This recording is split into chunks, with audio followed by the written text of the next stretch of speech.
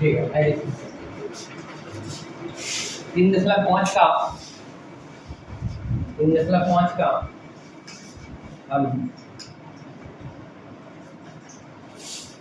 एक नंबर बता दें। ठीक है, एक नंबर चारों का चारों सवाल बता दें। अब आता है 2 नंबर। देखिए 2 नंबर सवाल क्या कर रहा है, कहता है ए और बी के किन मानों के लिए निम्न रैखिक समीकरणों के युग्म के अपरिमित रूप से अनेक हल।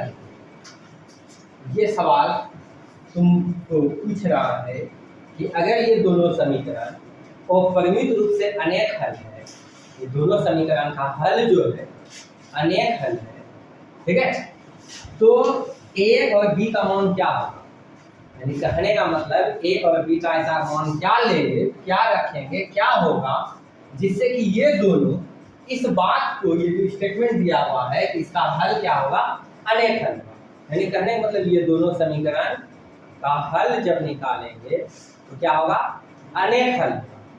ठीक है, तो अनेक हल होने के लिए ऐसा ए और बी का मान क्या होना चाहिए। ठीक है, तो आप जानते हो कि अनेक हल की स्थिति में होता है a1 बटे a2, ठीक है, बराबर b1 बटे b2 बराबर c1 बटा c2।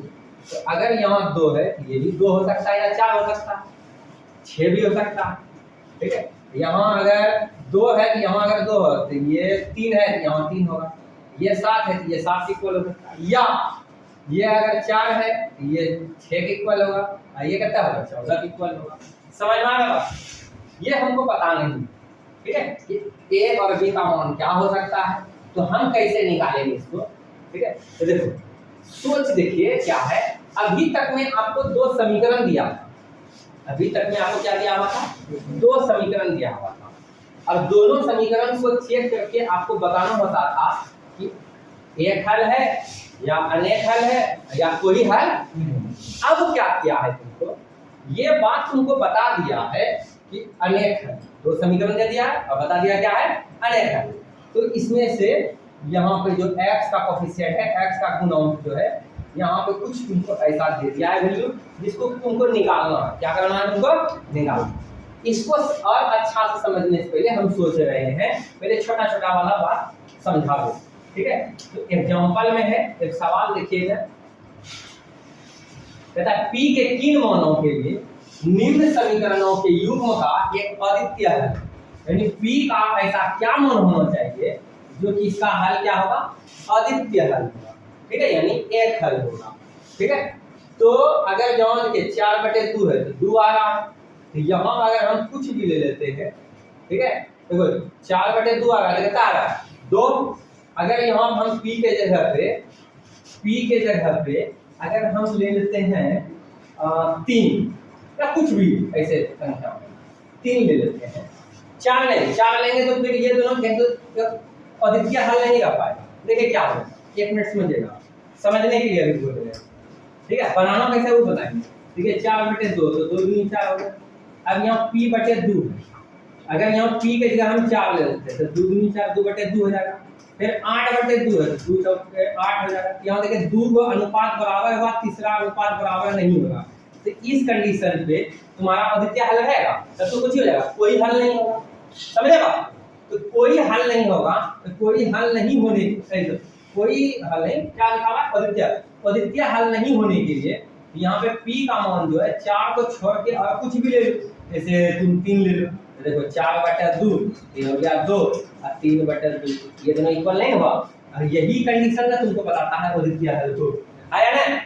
तो अच्छा बनाना कैसे है सर इसको, तो चलिए आपको हम बना करके दिखाते हैं। ठीक है, सही बात है, पहले बनाना आ जाएगा तुम लोग को ना, फिर धीरे धीरे बहुत बात इसमें समझ होगी, क्वेश्चन भी आएगा। पहले बना के आपको ये सवाल कहा क्या रहा है, उसको बनाना कैसे। ठीक है, तो आपको सवाल क्या कह रहा है, देखिए फिर से समझ लो। कहता है p के किन मानों के लिए निम्न समीकरणों के युग्म का एक अद्वितीय है, यानी p का ऐसा क्या मान होगा जो ये दोनों समीकरण का हल कैसा होगा, अद्वितीय हल होगा। इसको बनाएंगे कैसे, आइए देखते हैं।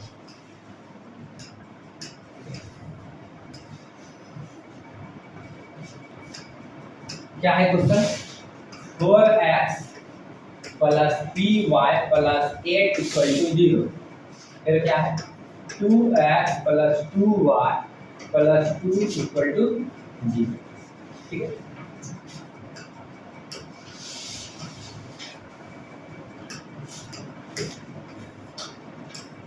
आइए इसको समीकरण फर्स्ट बोल देंगे तथा इसको समीकरण सेकेंड बोल देते हैं। ठीक है, तो समीकरण फर्स्ट तथा इसको समीकरण सेकेंड बोल देते हैं। ठीक,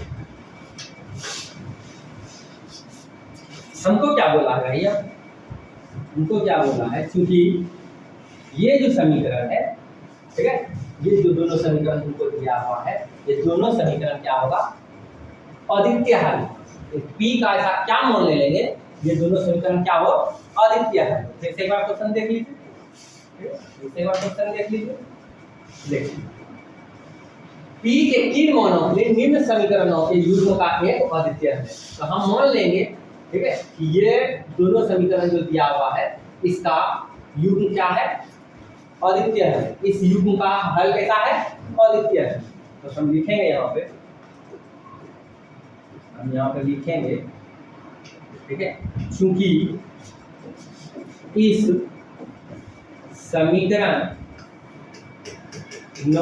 के युग्म, इस समीकरणों के युग्म के अद्वितीय हल है, अद्वितीय हल है। अगर अद्वितीय हल है इसका मतलब a1 बटा a2 नॉट इक्वल b1 बटा b2 होगा, ये होगा। तो आप बताओ कि a1 के जगह पे क्या है लिखा हुआ 4, a2 के जगह पे क्या लिखा हुआ है 2, नॉट इक्वल b1 के जगह पे क्या लिखा हुआ है p, b2 के जगह क्या लिखा हुआ है 2। अब इसको सॉल्व करो, ठीक है, 2 के जगह लेते आते हैं 4 बटा 2 गुणा 2 नॉट इक्वल p, तो 2 2 खत्म, तो क्या आया 4 नॉट इक्वल p, यानी p का मान 4 नहीं होगा, और की बात कुछ भी हो सकता है। तो क्या लिखेंगे, इसलिए p नॉट इक्वल टू 4। अतः p बराबर 4 के अतिरिक्त, यानी 4 के अलावा, ठीक है, क्या होगा p बराबर 4 के अतिरिक्त, ठीक है, यानी p का मान जो है 4 नहीं होगा, 4 के अतिरिक्त, यानी 4 के अलावा, अतिरिक्त लिख सकते हैं तो अलावा लिख देंगे, ठीक है। तो p के 4 के अतिरिक्त इस समीकरण, इस समीकरणों के युग्म का हल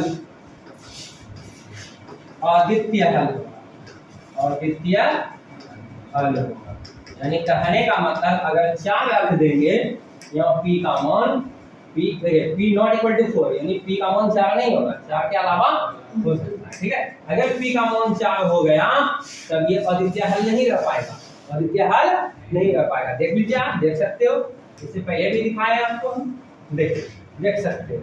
अगर हम लोग लिख देते हैं 4x प्लस p के जगह तो 4y प्लस 8 बराबर 0, और यहाँ 2x plus 2y plus 2 equal to 0।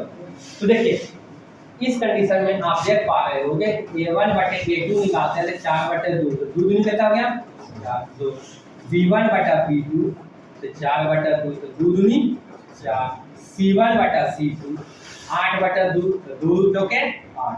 क्या देगा कि 2 गो अनुपात बराबर है, तीसरा अनुपात बराबर नहीं है, यानी कहने का मतलब तुम क्या देखा, ठीक है, तुम क्या देखा, तुम देखा कि चूंकि a1 बटा a2 बराबर b1 बटा b2 नॉट इक्वल c1 बटा c2, और तुम क्या जानते हो इस कंडीशन में क्या होता है, कोई हल नहीं, क्या होता है, कोई हल नहीं। जबकि यहाँ हमको बोला है अद्वितीय हल के लिए बताइए, ठीक है, इसका कहने का मतलब p का मान अगर हम 4 नहीं रखेंगे तभी जाके अद्वितीय हल होगा, अगर 4 रख देंगे तब क्या मिले जाएगा हमको, कोई हल नहीं। और हमको पूछा है कौन चीज, अद्वितीय हल के लिए पूछा है, किसके लिए पूछा है, अद्वितीय हल। इसी कारण हम बोले हैं कि p बराबर 4 के अतिरिक्त, यानी p का मान 4 नहीं होगा, p का मान 4 नहीं होगा, इसके अलावा कुछ भी हो ठीक है, तो उसका ठीक है इसका यानी कि जो समीकरण दिया हुआ है, दिया गया समीकरण का हल क्या होगा, अद्वितीय हल होगा।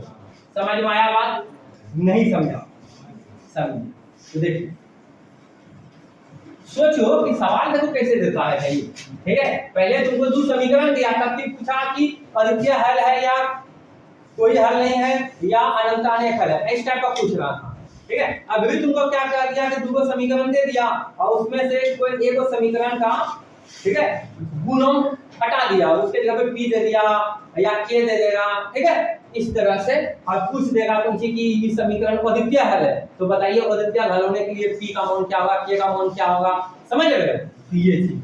तो आइए तुम आंसर पलटा के देख रहा है भाई, ये एग्जांपल का सवाल लिए है, एग्जांपल में देखो क्या देखो, तुमको सवाल समझ में आया भाई, ठीक है। हेलो ये देखना चाहते हो, देखो यहाँ क्या लिखा है, 4 के अतिरिक्त p के प्रत्येक मान के लिए दिए गए समीकरण युग्म का एक अद्वितीय हल आ गया। तुम उतना परेशान हो रहे थे इसे पूछ लेता कि इसका आंसर कौन। आइए अब आते हैं उदाहरण 16 का सवाल है, कहता है k के किस मान के लिए, अभी देखो क्या बोल दिया, k के किस मान के लिए निम्न रैखिक समीकरण, निम्न मतलब नीचे लिखा हुआ रैखिक समीकरण, ठीक है हम पर कौन सी है, दो अक्षर वाले रैखिक समीकरण, तो रैखिक समीकरण के युग्म, युग्म मतलब जोड़ा होगा, तो परिमित रूप से अनेक हल होगा, यानी कि k का ऐसा क्या मान लेंगे, ठीक है जो कि जो दिया गया समीकरण है वो कैसा समीकरण हो जाए, उसका हल कैसा हो, वो परिमित रूप से अनेक हल।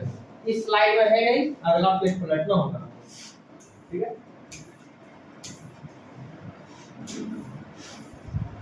आइए यहाँ है सवाल, kx plus 3y minus bracket में k minus 3 इक्वल टू क्या है 0। तो देखिए ना x वाला y वाला पार्ट दिया हुआ है, कांस्टेंट वाला पार्ट दिया हुआ है, 12x plus ky minus k बराबर क्या दिया हुआ है 0 दिया हुआ है, हाँ या ना, ठीक है। ये दो समीकरण आपको दिया हुआ है, इस दोनों समीकरण में तुमको k का मान बताना है क्या होगा, ऐसा k का क्या मान रखेंगे जो कि ये दोनों समीकरण का हल क्या हो जाए, वो परिमित रूप से अनेक हल हो जाए। तो आप अपने थिंकिंग पावर से भी बता सकते हो, लेकिन यहाँ थिंकिंग पावर को नहीं करना, यहाँ लिखना है, ठीक है यहाँ बना करके दिखाना, तुमको एग्जाम में देखा बनाने के लिए, ठीक है समझे बात। तो आइए कैसे बनाएंगे, बाय प्रोसेस, इसका प्रोसेस क्या है बनाने का तरीका, तो अभी जैसे बताएं वो सवाल को बस उसी तरह करना। वहां कंडीशन क्या था, a1/a2 नॉट इक्वल b1/b2 लिए थे, ठीक है। अभी इसके जस्ट पीछे वाला स्लाइड में हम क्या किए, ठीक है a1/a2 नॉट इक्वल b1/b2 लिए थे। इसके लिए इस सवाल को बनाने के लिए इसके का मान निकालने के लिए जिससे कि वो परिमित रूप से अनेक हल हो जाए, ठीक है। तो यहाँ पे हम क्या लेंगे, a1/a2 बराबर b1/b2 बराबर c1/c2, और फिर जाकर के k का मान निकालेंगे, क्या करेंगे हम k का मान निकालेंगे, ठीक है। यहाँ एग्जांपल बना दिया है, ठीक है हम भी बताएंगे आपको, समझिए एग्जांपल से कोई मतलब नहीं अभी, ठीक है तो समझे। चलिए हम बनाते हैं इसको परीक्षा, ठीक है आगे उदाहरण लेता था, एग्जांपल 16 था ना, ठीक है kx plus 3y minus k minus 3 equal to क्या है 0, क्या है इक्वल 0। फिर उसके बाद 12x plus ky minus k equal क्या है आपका 0।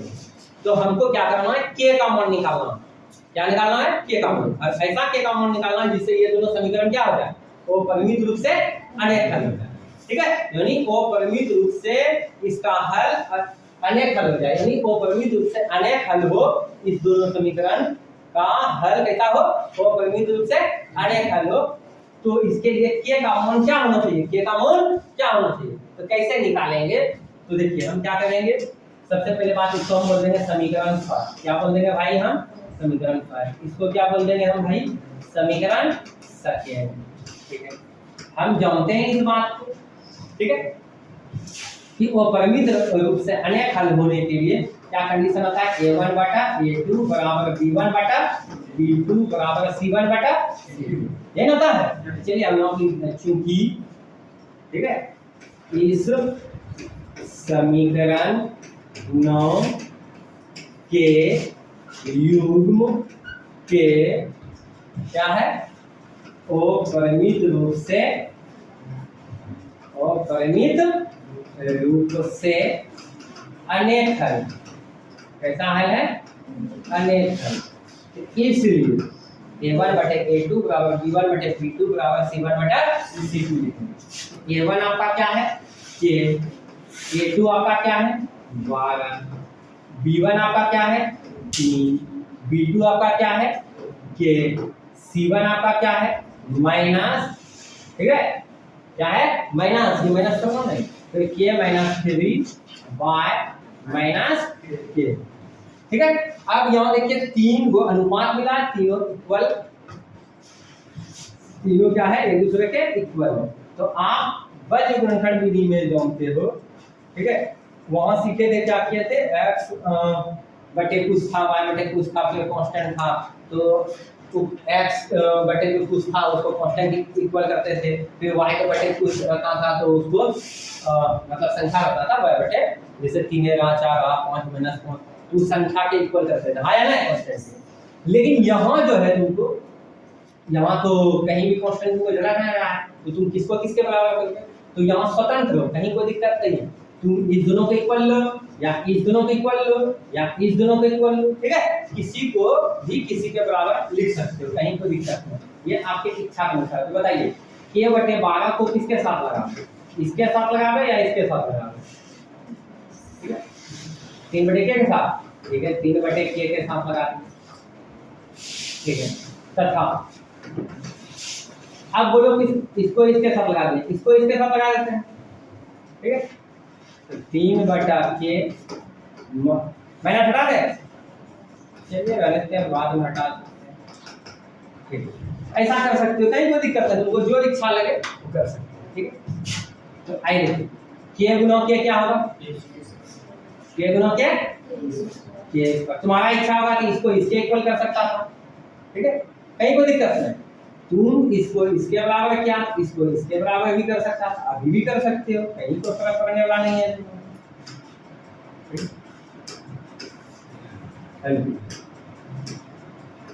k बटे 12, ठीक है कहीं तो फर्क पड़ने वाला, बोलिए क्या k गुना k स्क्वायर 12 किया 36, आपको बखूबी पता है इस बार उधर जगह तो प्लस माइनस रूट अंडर कितना हो गया 36, तो k का मान क्या हो गया प्लस माइनस 6, प्लस माइनस 6। अब इधर सॉल्व कर लेते हैं, ठीक है ये हटा दें माइनस, ठीक है k बटे 12 k माइनस 3 बटे k के गुणा कीजिए, तो k गुणा k स्क्वायर 12 किया 36 माइनस 36 हुआ। अब तो k square minus 12 k plus 36 equal to क्या आ गया, तो इधर लेते हैं, ठीक है आपको गुणनखंड आता है, ठीक है। तो बताइए ये क्या होगा, ये देखिए गुणनखंड फार्मूला में भी बैठ सकता है, k का स्क्वायर है यहाँ 6 का स्क्वायर होगा, ठीक है -2 इनटू बैठेगा, ठीक है या आप गुणनखंड के रूप में भी लिख सकते हो। तो हम चलिए फार्मूला के अनुसार ही बनाते हैं, k - 6 का क्या हो जाएगा और इस पर डायरेक्ट कर सकते हैं नहीं, चलिए एक स्टेप लिख लेते हैं, ठीक है। आपको दो तरीके से गुणनखंड करने सिखाए हैं, बाय फार्मूला भी बिना फार्मूला, ठीक है k का स्क्वायर, ठीक है ये हो गया 6 का स्क्वायर माइनस 2ab इक्वल क्या आ गया a माइनस b का होल, ठीक है। अब देखो k का मान यहाँ कितना आएगा, k का मान यहाँ क्या आएगा, आप ऐसे भी तोड़ सकते हो,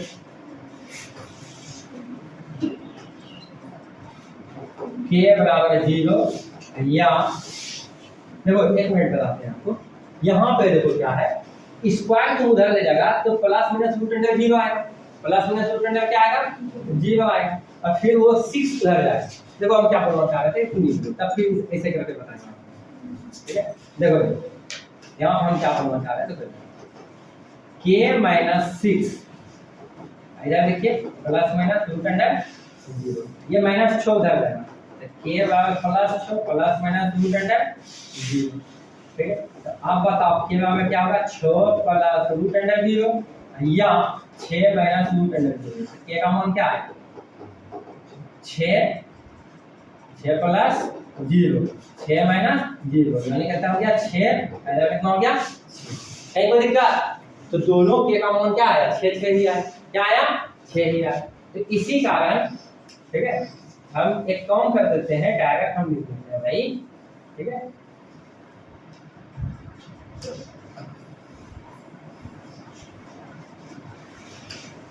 रंजीवा लिख सकते हैं, ठीक है दोबारा निकालो। तो क्या करेंगे, अगर तुम्हारा इच्छा है तो इसे भी दोबारा निकाल सकता है, लेकिन कोई फर्क करने वाला नहीं है भाई।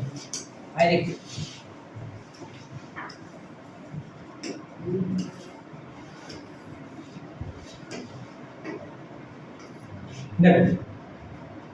या k माइनस 6 इक्वल टू क्या हो गया 0, ठीक है। अब बोलो ये कैसे करती है सर, देखो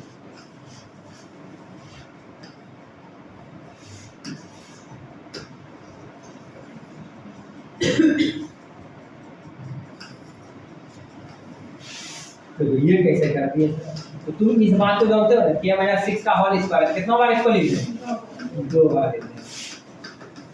तो यहाँ पे क्या आ जाएगा, या तो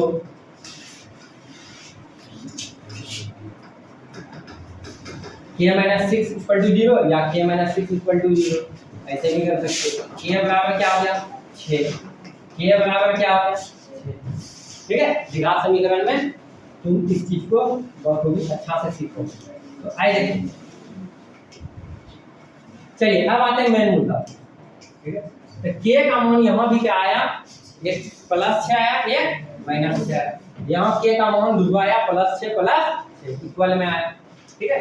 तो अब देखो k का मान होना क्या है, यहाँ पे तुम्हारे पास k का मान देखो प्लस में आ रहा है, देखो माइनस में आ रहा है, यहाँ दोनों प्लस में आ रहा है। तो आखिर में k का मान होना क्या चाहिए, जिससे कि दोनों समीकरण का हल, यानी कि जो समीकरण दिया हुआ है, जो समीकरण का युग्म जो दिया हुआ है, उस समीकरण युग्म का हल कैसा हो, वो परिमित रूप से अनेक हल। k का ऐसा क्या मान होना चाहिए।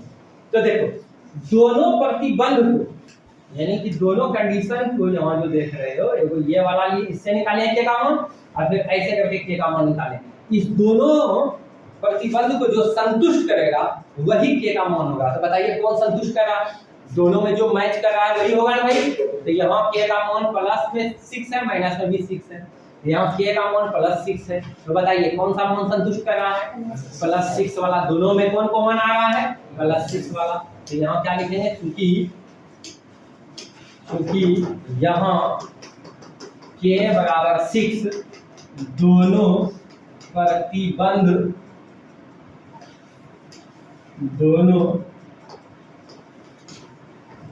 प्रतिबंधों को संतुष्ट करता है, इसलिए k का मान क्या होगा 6 होगा। k का मान क्या होगा 6 होगा, ठीक है। k का मान क्या होगा 6 होगा, इसलिए k बराबर 6 होने पर, ठीक है, इस समीकरण युग्म, इस समीकरणों में दिया गया समीकरण होने पर दिया गया समीकरणों के युग्म का हल कैसा होगा, वो परिमित रूप से अनेक हल होगा। और परिमित रूप से क्या होगा, अनेक हल, और परिमित रूप से अनेक हल होगा। यानी k का मान 6 रखेंगे तभी जा करके ये दोनों समीकरण जो तुमको दिया हुआ है इसका हल कैसा होगा, तो वो परिमित रूप से अनेक हल होगा। तो हमको क्वेश्चन में जो पूछा था, क्या पूछा था, हमको क्वेश्चन में पूछा हुआ था इस स्लाइड में ना, कि k के किस मान के लिए, तो k का कौन मान के लिए, k का के बराबर क्या होना चाहिए 6, यानी k का जो मान होगा 6 होगा, उसके लिए दिया गया रैखिक समीकरणों के युग्म के वो परिमित रूप से क्या होंगे, अनेक हल होंगे।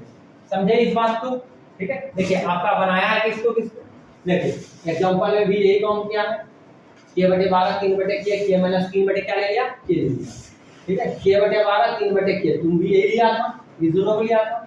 फिर ले लिया है 3/k k माइनस 3, यानी कि 3/k और k माइनस 3 लिया, लेकिन जबकि हम क्या लिए k/12 और k माइनस 3/k, ठीक है। पहले लिए थे यही वाला, लेकिन हम सोचे कि तुम अगर जहाँ देखोगे एग्जांपल को तो बोलोगे कि यहाँ भी तो वही चीज है, इसलिए हम सोचे कुछ डिफरेंट ले लेते हैं, ठीक है, जिससे कि हम तुमको यहाँ बता देंगे और फिर यहाँ भी तुमको दिखा देंगे, तो तुम इस बात को समझ पाओगे कि हम चाहे किसी भी प्रकार बना सकते हैं, रटने वाला भूमिका तुम्हारा यहाँ नहीं रहेगा।